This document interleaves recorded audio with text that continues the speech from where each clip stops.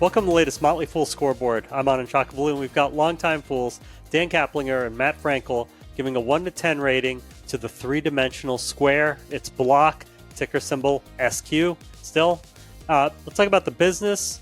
We'll include factors like industry and competition. A 10 is invincible. A 1 is hopeless.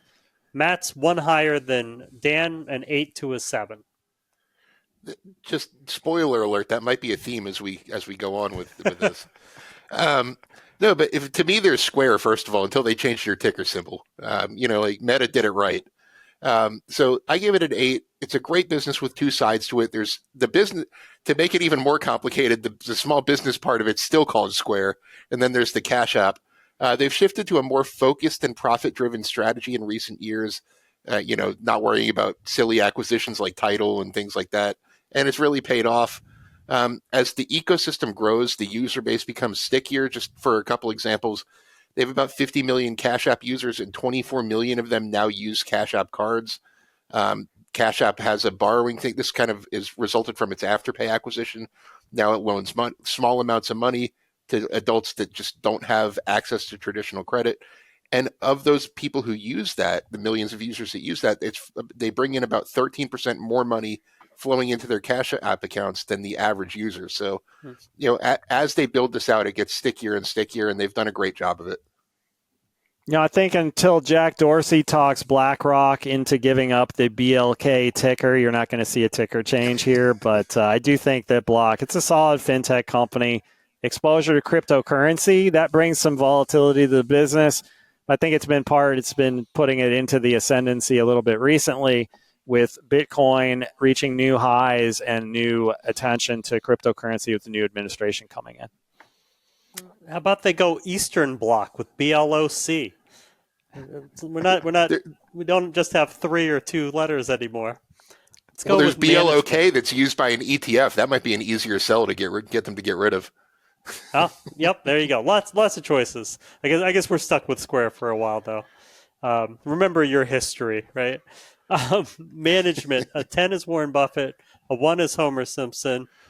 Matt's 1 higher than Dan, 7 to 6. I said a 7. I like Jack Dorsey a lot more in charge than I did a couple years ago. At that point, Dan probably would have been a point or 2 higher than me. I did not like the dual CEO thing when he was CEO of Twitter as well. He just wasn't focused.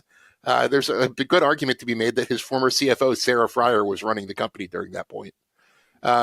The general feel now is that he's more focused on growing the core businesses of Square and Cash App than he is on things like, oddball blockchain projects, which I don't mind the Bitcoin exposure, but when they really went all in on just random blockchain stuff, that kind of was a red flag to me. And I already mentioned the Tidal acquisition that I still don't understand why it was made. So they've kind of abandoned that. And I think he's a more focused CEO than he was a few years ago.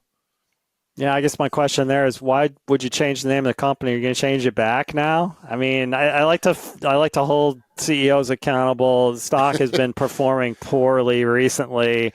And Dorsey, you just don't hear about Dorsey as much, or at least I don't. Maybe I'm not reading the right publications, but when it comes to influencers, it's almost like when Twitter went the way of Elon Musk to X, that Dorsey kind of lost his place in the spotlight. And like that, I think it's kind of a requirement for CEOs in this environment to get out there and espouse for your business. And I like discipline and returning to the core, but it's still a little bit wishy-washy in terms of what the future direction of the company looks like. Yeah, I think the last time I heard about Dorsey was when with the Musk Twitter X kind of negotiations. Phil, my read on him is he's very idealistic. I don't think he's very spotlight driven. I think he got in the spotlight a lot because of all the troubles at Twitter with all the management team scuffles. Pretty awesome to have 2 big companies.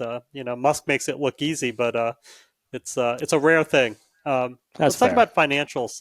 10 is a fortress. A 1 is yikes. Matt's actually going 2 higher than Dan this time, 8 to 6. Yeah, I think the Bitcoin thing doesn't bother me as much as it does Dan. Is kind of my read on that. I think other than Bitcoin, I'm pretty sure we're aligned on this. Solid growth on both the top and bottom lines. Revenue and gross profit are both growing at a double-digit pace. The business is now consistently profitable, not just on that adjusted EBITDA way, but on an actual GAAP basis, it's profitable, about a 13% net margin. They have about $10 billion in cash and investments. They're buying back stock fairly aggressively now, a $3 billion buyback plan. Stock-based comp is a little high, about $1.3 billion annually right now. So I'd like to see that come down.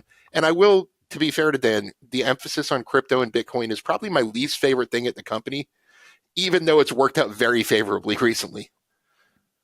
Yeah, I guess really a question, the question going forward is to what extent Matt ends up being right about the core really driving growth and continuing to pull back from cryptocurrency. It's easy to pull back from cryptocurrency when cryptocurrency is doing badly. Now it's back on the ascendancy. We'll see if Dorsey repivots back towards trying to emphasize it.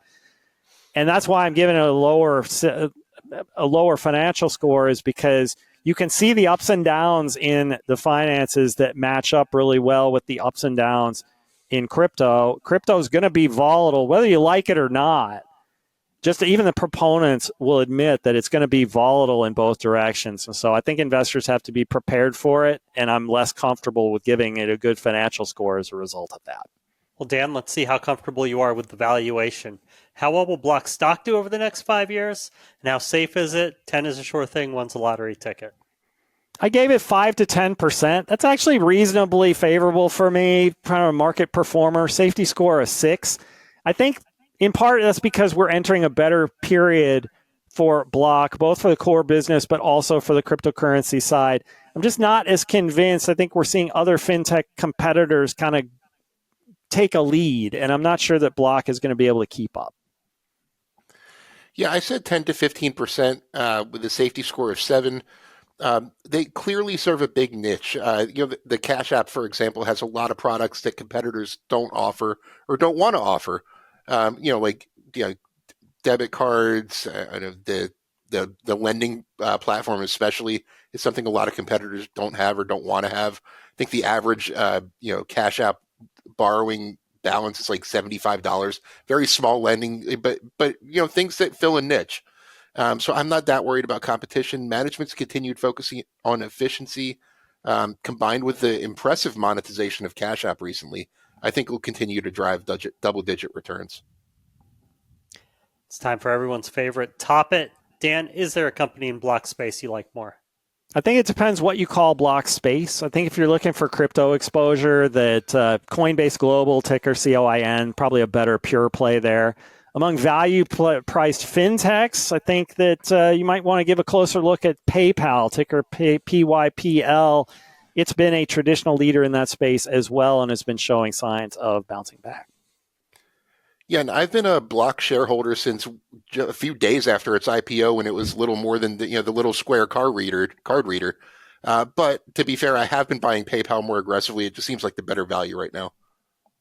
Matt, with I used to change Block's diapers. I know about that company. I think that gives me the right to keep calling it Square. That's right. Little Square. Thanks to both Dan and to Matt. They've given Block an all right overall score of 6.8 out of 10. Consistent with the 7.0 got last time with Matt and David Meyer. Look out for a new scoreboard every market day at 7 p.m. Eastern. Next up is Endava. Till then, Fool on.